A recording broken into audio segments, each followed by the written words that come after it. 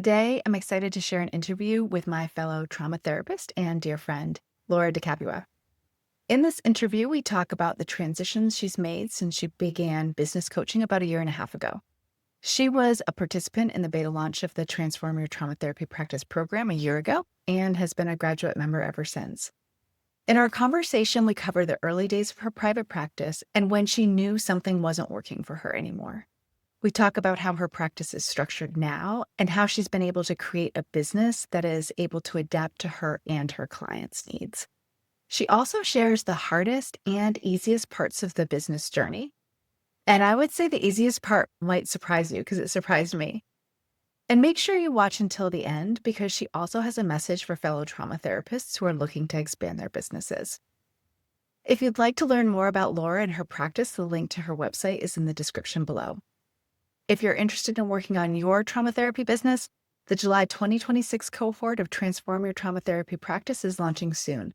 Click on the link in the description to get on the waitlist for a special discount and a bonus one-on-one coaching call with me. I hope you enjoy the interview. Hello. How are you doing? I am well today. Good. Thank you for being here and for talking to us about your business, your trauma therapy practice. I know. Anytime. Happy to share the information. Love it. Love it. So I figured we get started talking a little bit about how we met. Because I remember, I don't know what you remember about us first meeting, but I remember our first meeting being in a classroom at University of St. Joseph. And Yep. I was probably a year or so ahead of you from a class perspective.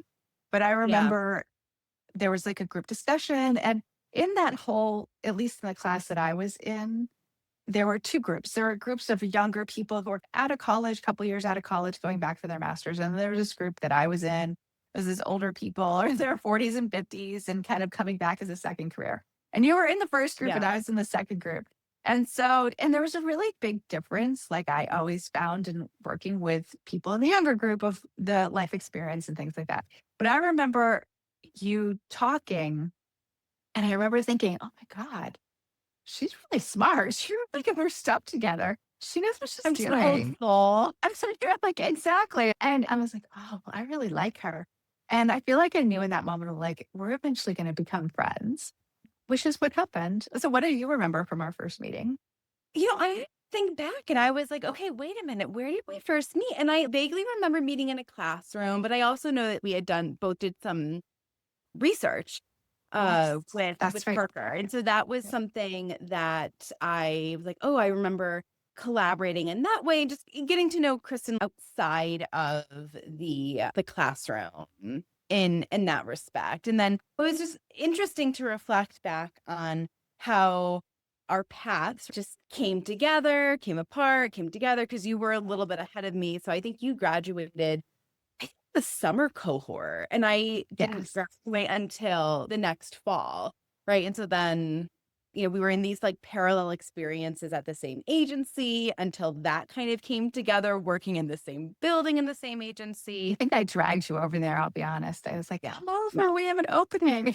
Which it's interesting because I think that I was very clear early on in my internship that I wanted to do EMDR. There were some supervisors who had just gotten trained. And so I was clear, like, ooh, I really want to do that. But I think at that time you had to wait to be either graduated or licensed in order to do the training. I can't remember which You didn't one. have to be licensed. You had to have graduated. Yes. Okay. Yeah.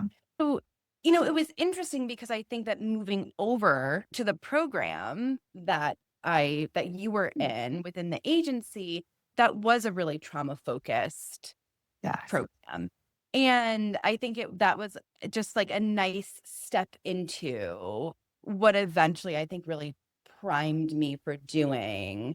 I knew I wanted to do EMDR and thus trauma work, but I don't think I really knew quite how much I wanted to do trauma work till I was in the environment learning the skills. And then that launched us into our neighboring offices, a private practice. Yes, I know But that when I dragged you out to private practice. 2015. It's yes, yeah, Many moons yeah, ago. I know. I remember trying to drag you out to private practice with me. I had always had the business background, so starting Mhm. a business was not a big deal to me. It didn't cause me any stress. I remember causing you a lot of stress. I was like, don't worry about it. Don't worry about this. I got it. I got you. Like, okay, we're going to be good. We're going to be And that good. was And helpful. It was yeah, because you don't know where to yeah, start, right? You have this idea of private practice in the clouds, but the steps to take to actually make an actual business are really ambiguous. yeah, Um, and so when I know that I did a little bit of the slow transition into private practice and, working agency, some weekends private practice until I was able to go full yeah. time. And some of that was to have time to figure out, okay, I actually need to set up an LLC and a bank account and the things that are not necessarily taught or intuitive. Yes. Yeah. NPI number. Do I panel with insurance? How do I panel with insurance? All of those things. Yeah, setting up an email address, like some the things that Yeah. that are seemingly simple, but always take more time than you want. Yeah. I remember those days for myself too. Also stressful. So that was like a decade ago, if you can believe it. I It's I kind of know, crazy. many moons. So, what has the path or trajectory of your private practice kind of taken?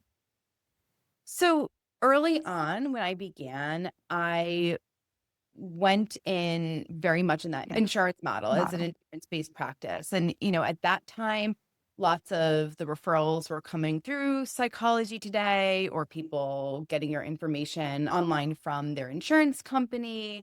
And I filled up my practice pretty quickly that way and was just in it in some ways. In some ways, I feel like the insurance-based model can be it's very self-contained, which can be comfortable in the beginning. At a later date, it's very restrictive. But I think those early days, was spent really I was doing therapy, obviously, but like my business looking back, running my business was submitting my claims to insurance, getting reimbursement, putting all of that into my electronic medical record, making phone calls when things went awry. And it was kind of in some ways, like a pretty well oiled machine Yeah. until it wasn't. And I think that for me, the trajectory was that starting off, I was in a place where, from a financial perspective, my experience and the reimbursement rates were not horribly far off. I think where things really started to change for me was that as I did advanced seminars and training, and especially once I really decided, no, I'm going to have an EMDR based practice and I'm going to focus on trauma work and complex trauma work. And I dove in getting like hours of consultation a month on top of trainings. Suddenly, my skill level and my knowledge base and what I could offer clients was like all of a sudden there was starting to be a pretty big disparity between my rates and the type of work I was doing and the quality of my work. And so that really started to shift me into thinking a little bit about, on top of the headaches that were coming with certain insurance companies, that was taking me out of my clinical work, which is what I wanted to do, not representative into the phone.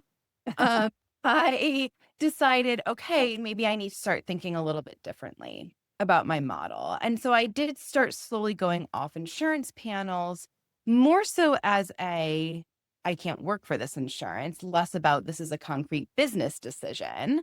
Although it did introduce me to, oh, it's like kind of really nice to get to set a rate that's fair and get paid that rate.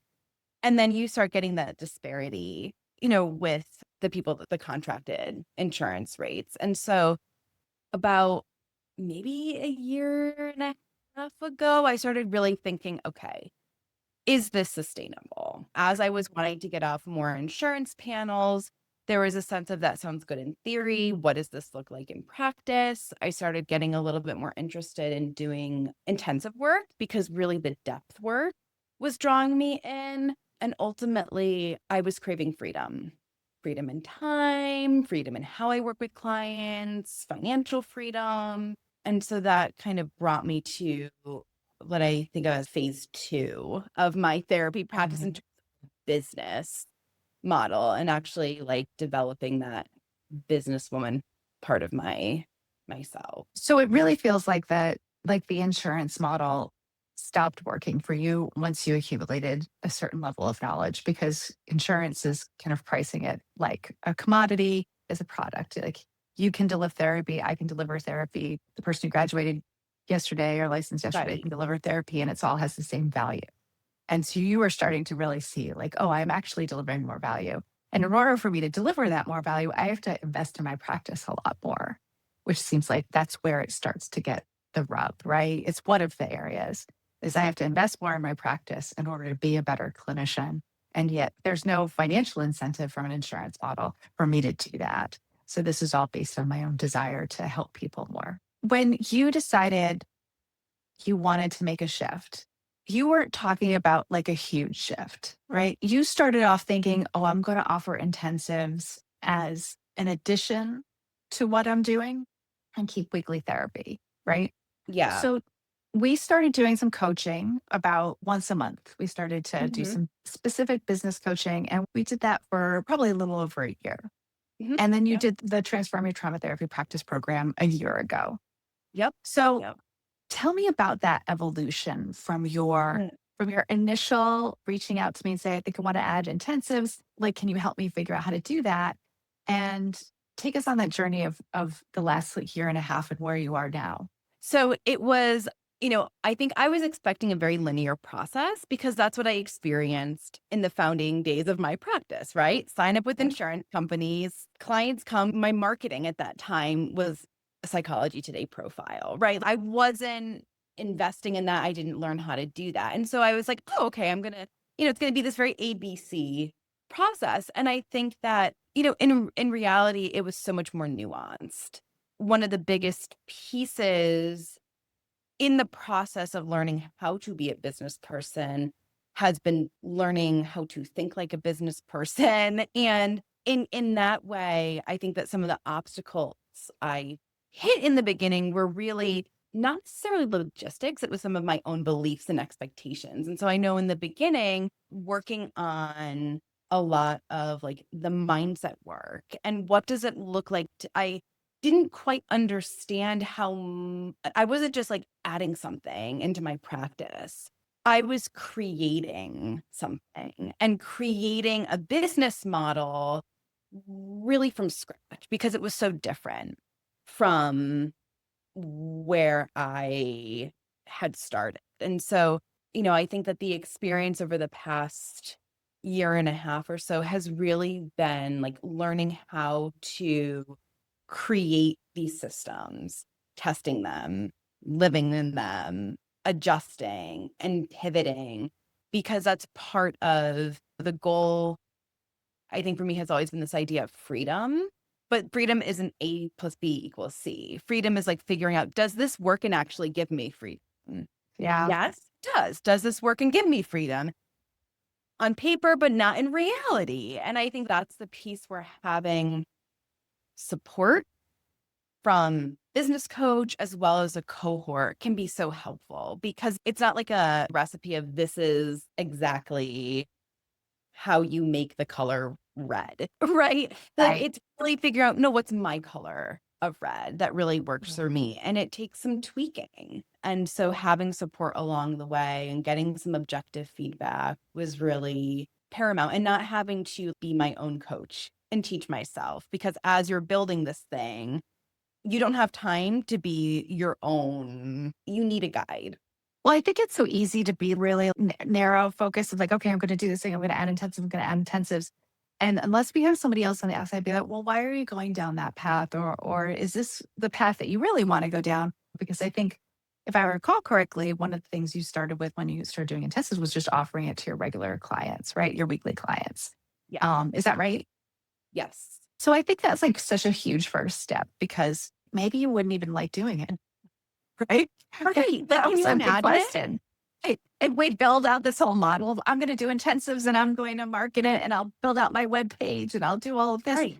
And then you're like, oh, I sat down and I say, I don't actually like sitting for 3 hours. I think it was really important that one of the first steps to do was to do one and do a few, right? Yeah. Because it No, is giving you the thing that you were trying. Like you were talking about freedom, but you're also talking about helping your clients move through trauma in a deeper way. So part of that is like, does that work? Like, are Right. you a Do I therapist like it? who can do that? Right. And like, or are you a therapist that works in a different way? And I think giving yourself the flexibility to try that out. So I know you tried it out, and where you've ended up is a little different. So share with us where you ended up. Yeah. So I think it was this spring, maybe midwinter, as I was like putting this out there and exploring it, where I decided, you know what? I think the sweet spot for me is actually having more of a hybrid model. And it's not just you're in weekly therapy or we're doing intensives, that we really get to, again, in the theme of freedom, we get to meet people where they're at with what they need right at the time. So everyone begins in my practice now with a 90-minute intake. And from there, we figure out what's going to be most supportive based on all the different factors, right? Clinical pieces, their history in therapy, all those things. And we may decide, you know what? We're going to meet in weekly sessions for a little while because that's the support that you need with what's going on in your life. And maybe there are some pieces of doing longer sessions in the future, but you're not there yet. But we have the option to say 4 months down the road, you know what? I think we're ready to get into doing some EMDR processing, or we really need to do some parts work. And we can't do that in an hour-long session. So we're going to meet for 2 hours or 3 hours. And then the next week we go back to an hour-long meeting. So it's really having the ability to adapt to what's happening clinically.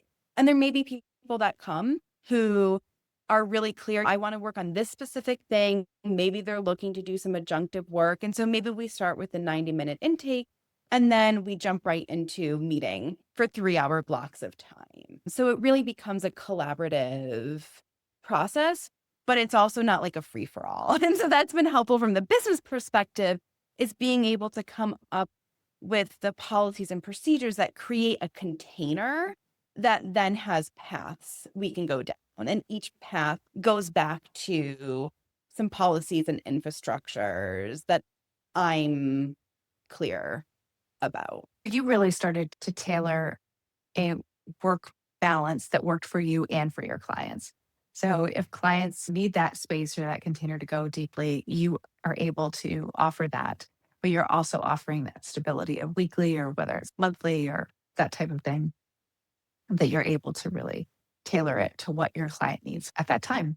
Yeah. And it's been nice because I think it gives clients some autonomy too, to be able to say, I like doing the 3 hours and then I need to go live among the changes, right? I need to like not be in therapy for a couple weeks. I need to let this integrate and settle doing all the other things they're doing in their life. And then you have some people who are like, no, I might need to do a 2-hour session and then come back the next week for a check-in. And it really is nice to be able to work in that collaborative way where we all have choices, but again, like there's some containment around it. So it's not then becoming overwhelming or unsustainable for me. Yeah, that's great. And so if we circle back around to the insurance conversation, you've stayed on one panel. That's what you've kind of settled Yeah. on as you've made this transition. You've gone off some of the more challenging panels it was to work with, and you've kept one on. So how are you finding that balance? I think that there's still a little bit of tension there for me in terms of when do I make that shift, right? To say, okay, I'm going to fully leave insurance world. Cause I think that for me, that is when I have the true freedom to work the way I want to work with my clients. Right now, I feel like it's working for me, but it's also meant that I do need to think a little bit strategically about some policies and procedures to make sure that my paperwork covers both, people that I'm working with who are on insurance and are not on insurance. And I think that for me, it's just a conversation. I bring it up probably every time we have our Monday group Yeah. meetings is there's just this insurance like thing lingering here. And I think, the goal will be that I will eventually drop them. It's just figuring out kind of the strategic timing I of that's doing. Yeah, I think that that's so important to know, like for people when you're transitioning a practice, that it doesn't have to be all or nothing. It doesn't have to be a one switch.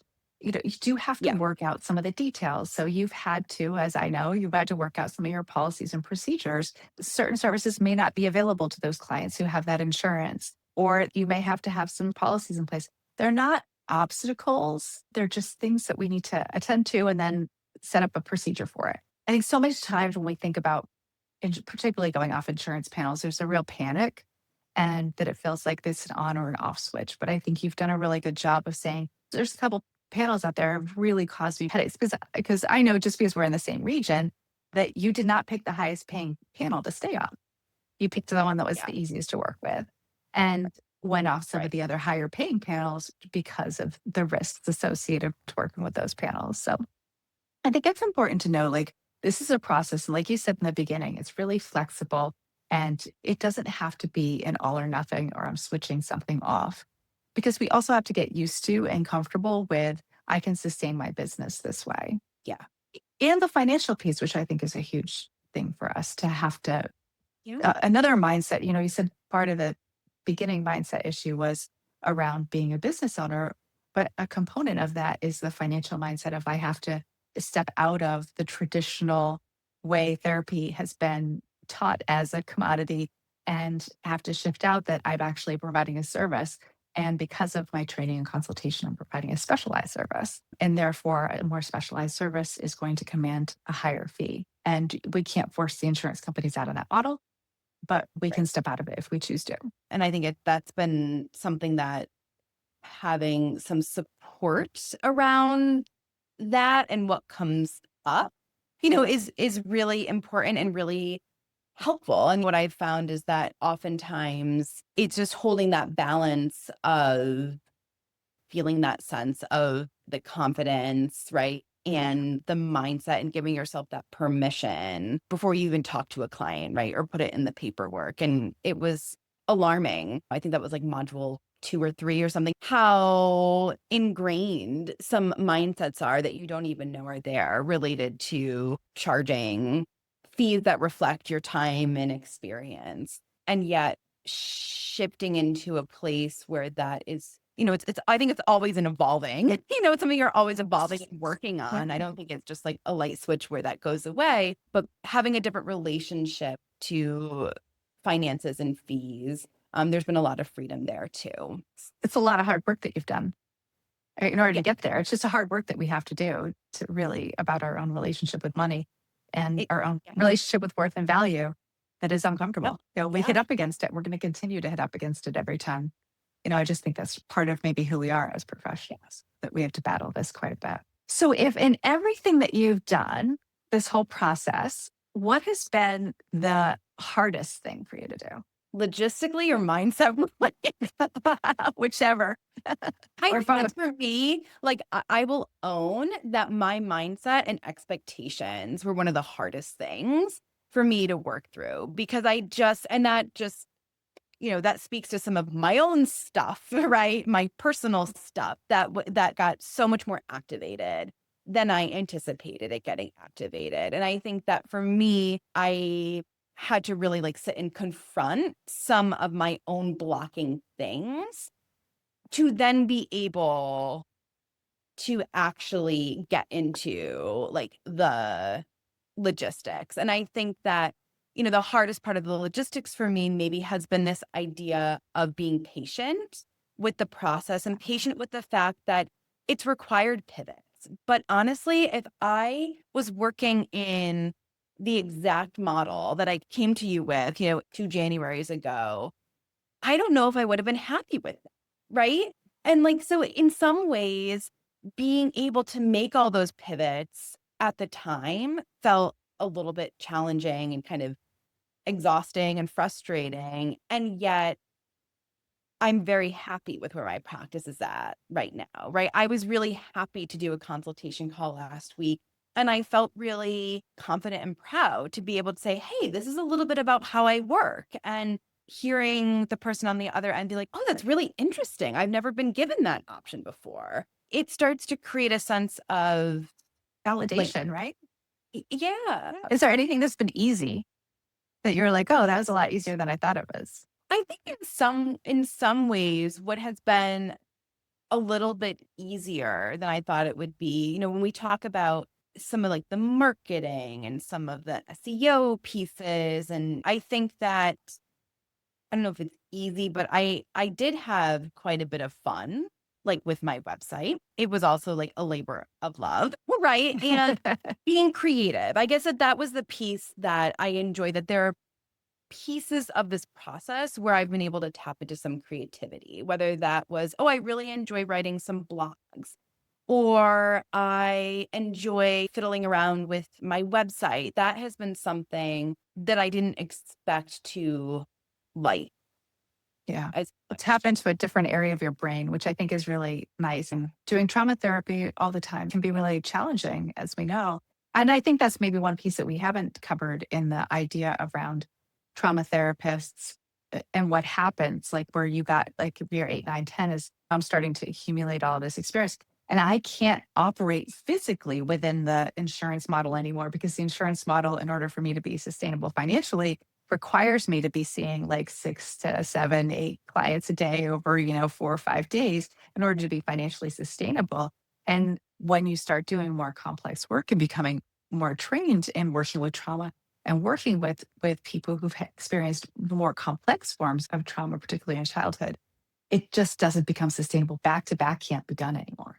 No. You need space in your schedule. You need to be able to Yeah. separate that out. And I think that's, also another thing to name for people Yeah. as a trauma therapist, kind of coming up into that anything up after 5 years when you've really been Yeah. studying, it hits It's a that mark. different kind of burnout. It's like a little bit of, Yes. burnout sometimes crossed with even a little bit of vicarious trauma sometimes, right? Like if you're not having Yes. time to do your own processing and self-care and releasing the energy from some sessions, it's just the sustainability isn't there. All right. So my last question then is, if you could talk to a trauma therapist who's thinking about, Mm, focusing on their business or making some change, doesn't have to be intensives. It could be anything. yeah. Like, what would you want them to know? Like, what's your piece of advice? I think it does go back to that patience piece. Give yourself some permission to not have to have it all figured out Yeah. immediately, and trust the evolution of the process. You don't have to have the entire roadmap, and having support really is essential, right? Whether that is having business mentorship, but also having colleague support, having personal support. Again, I think I underestimated what a big change it can be when you're shifting your business model. And so having lots of different areas of support and people to bounce ideas off of that are in the field, I think is really, it allows you to create something with a lot of intention, Yeah. and has been, something that's been so helpful. Yeah, I agree. I think My like even experience. yeah, and coaching, there's information I bring to the table just as a guide, and I'm happy to do that. I love that. I love the business side of it too. So it's very interesting to me. But the transformation is not happening like because you're talking to me. It's happening because you're bringing your ideas and you're bringing them in front of other trauma therapists who are saying, "Oh, that happens to me too," or "Oh, that's a great idea. I never thought about it. Why don't you try it this way?" Or look at your website and say, "Yes, I feel really like it resonates with me," or "No, I feel like it's really too clinical." Yeah, and just having somebody along the path with you, I think, is just so powerful. It is. Yeah. Sometimes it's having, like, the validation of, right, like, "Oh, this was really challenging this week," or having the validation of seeing what is actually really working for other Yeah. people, and just Yeah. not feeling alone, right? I think that in private practice, you can feel alone Oh, clinically. yeah. Like, we don't need to create another layer of feeling alone, like, from that business perspective. That's just too much. It's too much aloneness. Yeah. 100% agree. Good. Well, thank you, Laura. It's been really great talking. I'm Welcome. so glad You're you welcome. decided to join me today and share your Yeah, experience with everybody. So anytime. Happy it's to do wonderful. so. Good. Here. Well, I know you continue in the graduate membership and we're still good friends. So I see you all the time. So This is but true. for anybody who's watching, I'm sure they're all wishing you luck and in your business Yeah, journey. and good luck to them too. Uh, thank you.